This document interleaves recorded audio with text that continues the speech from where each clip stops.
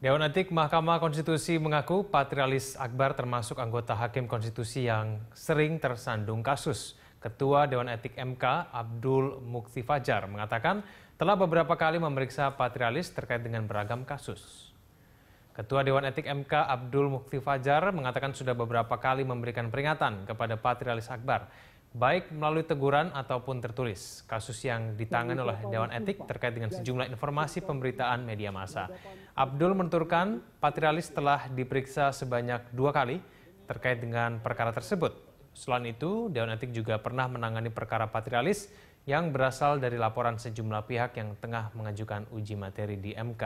Perkara ini berkaitan dengan pelaksanaan pemilihan kepala daerah serentak pada tahun 2015. Namun Abdul enggan menjelaskan perkara yang melibatkan mantan anggota DPR tersebut.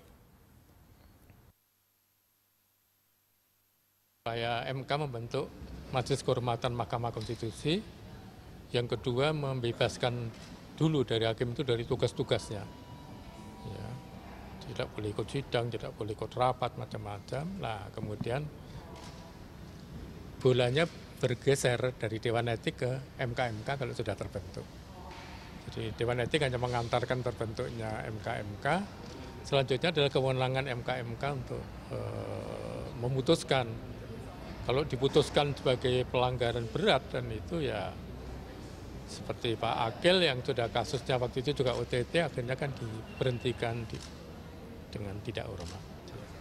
Itu. Kalau Pak Patrialis kemarin, tadi Bapak katakan Pak Patrialis seringkali sudah beberapa kali diperiksa, itu apakah memang menunggu kejadian ditangkap atau kenapa tidak dari dulu, Pak?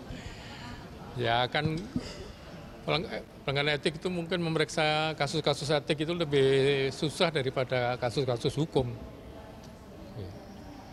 Ya kalau masih bisa dinasihati ya kita nasihati dulu sampai ya kalau sudah kebangetan ya baru menjadi pelanggaran berat. Karena Dewan Etik kewenangannya hanya memberi teguran lisan. Ya. Nanti sanksi yang lebih berat oleh MK-MK yang baru akan dibentuk atas usul Dewan Etik ya. Jadi untuk kasusnya Pak Patrialis ini. Ya, sistem apa yang kemudian sebetulnya paling sesuai di tubuh MK supaya betul-betul mencegah terjadinya suap terhadap Hakim MK? Kita akan tanyakan kepada mantan Hakim MK, ada Marwarar Siahaan di ujung telepon. Pak Maru, selamat malam. Pak Maru, selamat malam.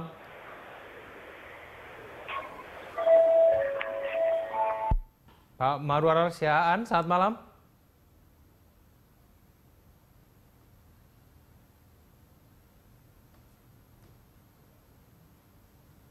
Baik, pemirsa, tampaknya kami mengalami gangguan komunikasi. Kita akan mencoba kembali nanti. Saya akan tanyakan kepada Mas Agus. Mas Agus, lalu menurut Anda kemudian sistem apa sebetulnya yang paling tidak bisa menjamin begitu ya bahwa Hakim MK ini bebas kasus suap maupun korupsi?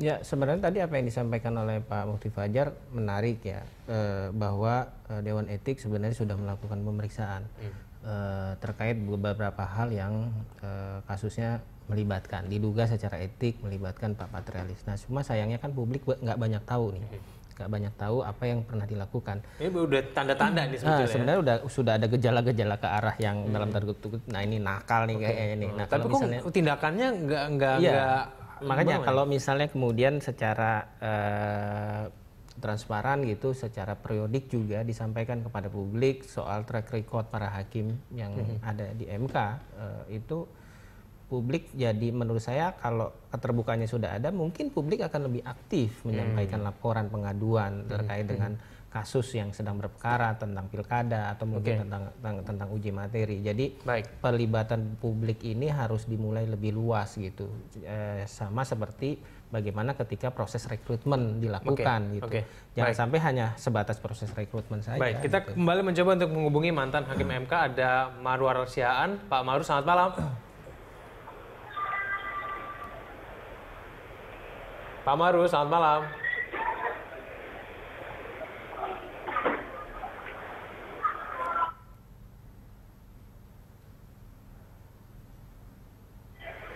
Selamat malam, ya, Pak saya Maru. kurang dengar karena saya di lapangan terbang ini ya. Baik.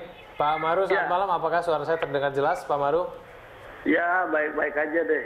Ya. Baik, Pak Maru, kalau menurut Anda sebetulnya sistem seperti apa yang sebetulnya harus diterapkan di tubuh MK supaya betul-betul mencegah hakim MK ini menerima suap? Saya kira tidak ada satu formula yang khusus pun, tetapi tergantung pada integritas hakim yang diangkatlah di MK itu, yang bisa saya kira menjaga martabatnya sendiri, sehingga sedemikian rupa dia tentunya tidak tergoda untuk melakukan hal-hal yang tercela. Jadi menurut saya ya dari sisi pengawasan seperti yang terjadi sekarang, seharusnya itu merupakan suatu pintu pengawasan yang sudah cukup harus dipahami oleh setiap hakim, termasuk hakim konstitusi. Menurut saya, kalau misalnya masih terjadi hal seperti ini, permasalahannya adalah bagaimana soal rekrutmen yang dilakukan yang bisa memberikan jaminan dan trust atau kepercayaan bahwa yang bersangkutan cukup memiliki integritas yang bisa mengelakkan hal-hal seperti yang terjadi seperti sekarang. Saya kira itu pandangan saya. Pak Maru, tapi kalau kita mengacu pada proses pemilihan hakim MK ini kan nuansa politiknya juga kencang begitu ya. Kalau menurut Anda kemudian proses pemilihan hakim MK seperti apa sebetulnya yang ideal supaya kita betul-betul mendapatkan hakim MK yang bebas korupsi maupun suap? Saya kira memang di dalam proses seleksi yang dituntut sebenarnya pertama bagaimana menjaga hakim itu supaya independen. Proses seleksinya juga harus dilakukan secara terbuka. Kalau kita memperhatikan di masa-masa yang lalu, proses seleksi yang dilakukan pemerintah ada kalanya dia terbuka, ada kalanya transparan dengan proses yang cukup dipercaya, tetapi di masa lalu ada juga yang tidak dilakukan secara demikian.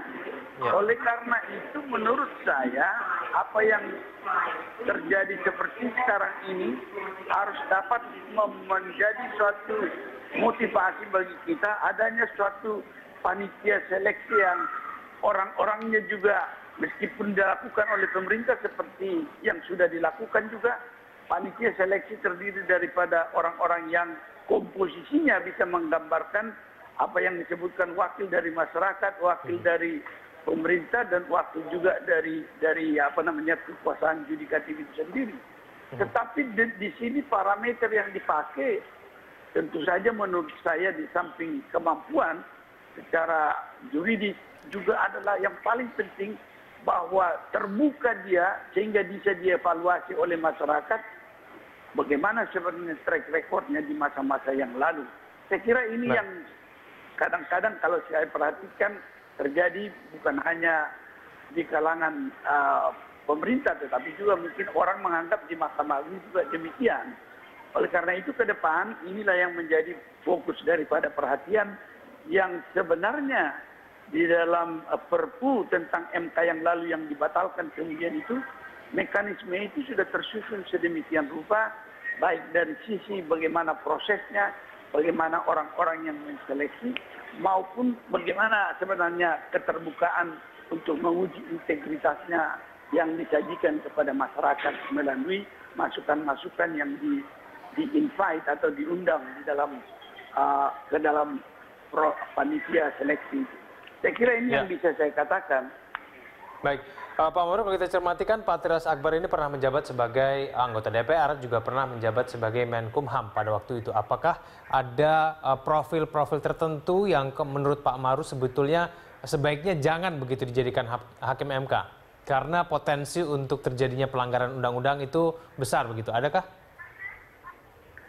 Kalau yang kita miliki sebagai satu parameter sebenarnya bahwa seorang hakim atau seorang calon hakim konstitusi itu harus dapat dibebaskan dari keterikatan dari partai politik. Oleh karena itu di masa lalu di dalam apa yang disebutkan Perpu tentang MK itu, ketika setelah Akil Mokhtar ditahan, maka yang diinginkan sebenarnya ada satu jangka waktu tertentu yang bersangkutan melepaskan diri daripada keterikatan dengan partai politik atau tidak lagi menjadi bagian daripada partai politik sehingga dia bisa independen.